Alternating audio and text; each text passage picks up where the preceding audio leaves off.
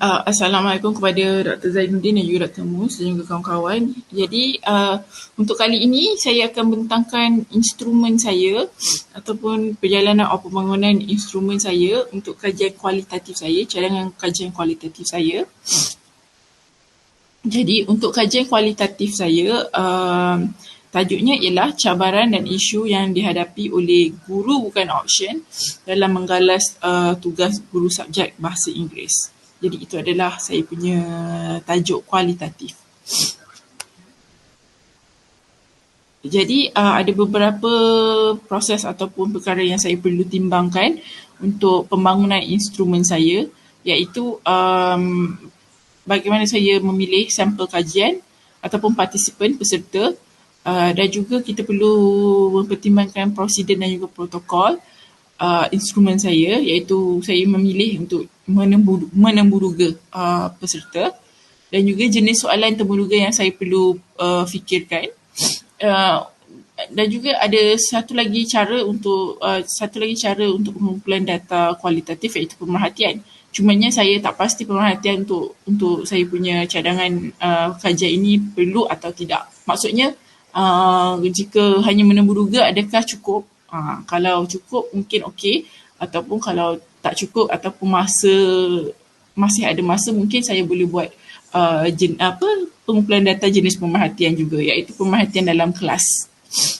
Dan juga akhir sekali kita perlu pertimbangkan macam mana kita nak uruskan data yang kita dapat daripada temuduga dan juga pemerhatian. Jadi untuk instrumen utama saya ialah, macam saya cakap tadi, saya akan menjalankan temuduga kepada peserta ataupun sampel yang saya sudah pilih. Jadinya cara saya untuk memilih sampel ialah kita fokus kepada kaedah secara tidak rawak bertujuan. Maksudnya it's not random dan juga ada purpose bertujuan. Jadinya sebab saya punya tajuk ialah untuk guru bukan option bahasa Inggeris. Jadi saya dah tahu skop itu kepada skop kajian saya menumpukan kepada populasi guru bahasa Inggeris, iaitu bukan option. Maksudnya guru yang subjek lain yang terpaksa ataupun perlu mengajar subjek bahasa Inggeris atas sebab mungkin kekurangan guru bahasa Inggeris dalam sekolah tu. Jadinya saya punya sampel tu adalah very narrow, fokus saya, dan saya dah boleh tahu dah siapa yang saya perlu pilih, iaitu di kalangan guru bukan option bahasa Inggeris. Jadinya mungkin bilangan peserta itu kita bergantung kepada dapatan data yang kita akan dapat. Di sini mungkin dalam 4 ke 7 orang, ini berdasarkan ketepuan maklumat yang saya akan dapat daripada temuduga tersebut. Jika dah mencapai tahap ketepuan, dalam pemahaman saya, kita tidak perlu lagi memanggil orang lain untuk ditemuduga. Jadinya untuk menembuduga sampel, kita perlu fikirkan prosedur dan juga protokol temuduga. Pertamanya, bila kita approach atau mendekati sampel, kita perlu maklumkan apakah tujuan kajian yang kita lakukan. Kena make sure atau kena pastikan sampel faham, dan juga kita perlu beri keyakinan kepada sampel ataupun peserta, iaitu perkara temuduga dan juga data apa yang mereka cakapkan adalah sulit. Kita takkan adalah privacy lah, kita takkan bocorkan atau mendedahkan identiti. Dan dengan itu kita juga perlu sediakan borang persetujuan antara peserta dan juga pengkaji. Dan juga memastikan tempat temuduga mesti selesa dan kondusif. Tapi pada waktu sekarang ni, selalunya temuduga dijalankan melalui online video call. Kerana kita ada kekangan pandemik semua tu. Jadi kalau online video call, kita perlu record temuduga tersebut, session tersebut, untuk kita transcribe jawapan-jawapan peserta. Jadinya maksudnya kat sini perlu memastikan peserta selesa lah dan juga berasa dalam keadaan kondusif. Dan juga kita perlu, ini adalah penting untuk memastikan tiada isu bias dengan pemilihan peserta. Maksudnya kita semestinya kita perlu memilih peserta daripada bukan kalangan rakan, kerana kalau kita ada perhubungan, kemungkinan jawapan yang diberikan adalah bias, iaitu menjurus ke arah menolong pengkaji untuk mencapai apa yang maklumat spesifik yang diinginkan.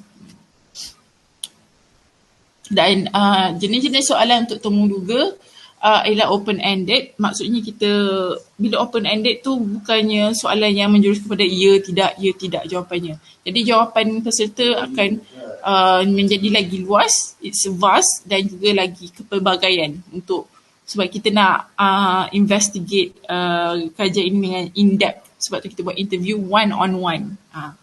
Dan juga memastikan soalan-soalan adalah jelas dan fahami.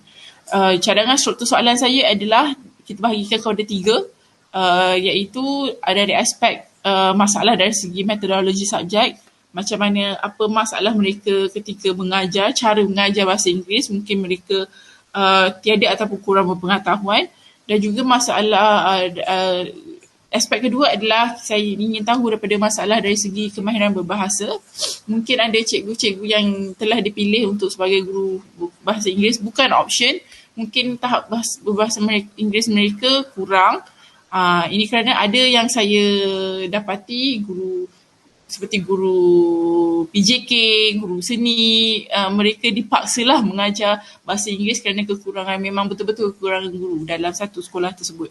Dan juga mereka merasa sangat tertekan lah sebab rasa malu, sebab mereka pun tahu mereka punya kemampuan macam mana kan. Jadi dari situ juga kita akan tahu aspek keyakinan diri mereka sebagai guru subjek tersebut.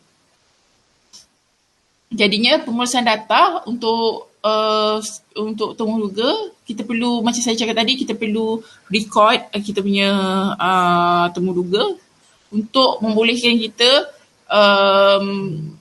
go back and study ataupun mengkaji transkrip yang kita dah ada, mentranskrip. Jadinya bila analisa transkrip untuk temuduga, yang saya faham kita ada beberapa proses yang kita perlu pertimbangkan. Jadi bila kita transkrip isi-isi kandungan temuduga tersebut, kita perlu bina tema yang terbit, tema yang muncul daripada temuduga tersebut, dan kita kodekan dia. Kita tengok apakah tema yang ada dalam setiap temuduga yang sama. Jadinya bila kita check tema yang terbit atau tema yang timbul, kita perlu tengok juga tahap ketepuannya. Maksudnya mungkin bila kita jalankan temuduga pertama, kita transkrip dan kita kodekan dia, and kita tengok apa tema yang terbit, and then kita move on to interview kedua. Kita tengok lagi dia punya cara yang sama, dan tengok lagi apakah maklumat ataupun maklumat atau faktor yang benda yang sama yang peserta kedua cakapkan, ada tak yang sama dengan peserta pertama. Dan kita move on lagi, peserta ketiga, kita tengok ada tak, sampailah kita rasa contoh peserta kelima, kita rasakan maklumat peserta kelima berikan adalah semuanya sama daripada peserta-peserta sebelumnya. Mungkin kalau kita rasa nak lagi yakin, confident, kita ambil lagi peserta ke-6. Jadi peserta kita ke-6 ni kita tengok bendanya pun, apa yang dia bagi tahu kita, maklumatnya pun sama dengan peserta ke-5 dan juga sebelum-sebelum ini. Jadinya kita dah boleh berhenti mengambil peserta temuduga, sebab itu kita dah panggil mencapai tahap ketepuan. Jadinya setakat itu pemahaman saya untuk pengurusan data untuk temuduga. Tapi daripada pembacaan saya lihat, contohnya kalau kita uruskan data kuantitatif tu diproses dalam SPSS, dan jadi data untuk kualitatif daripada temuduga, kita boleh proses dia dalam perisian NVivo ni, version 2.0. Ini setakat dari pemahaman pembacaan saya lah. Dan juga mungkin macam saya cakap, kalau saya ingin mungkin lagi mendalam lagi, saya boleh sebenarnya masuk kelas guru-guru ni tersebut untuk mendapatkan data daripada pemerhatian. Daripada pemerhatian tu maksudnya saya catatkan dan juga itu adalah dikirakan field note saya lah untuk menguatkan lagi bila kita sampai part diskusi ataupun discussion findings tu, itu sebenarnya boleh menguatkan lagi kita punya discussion.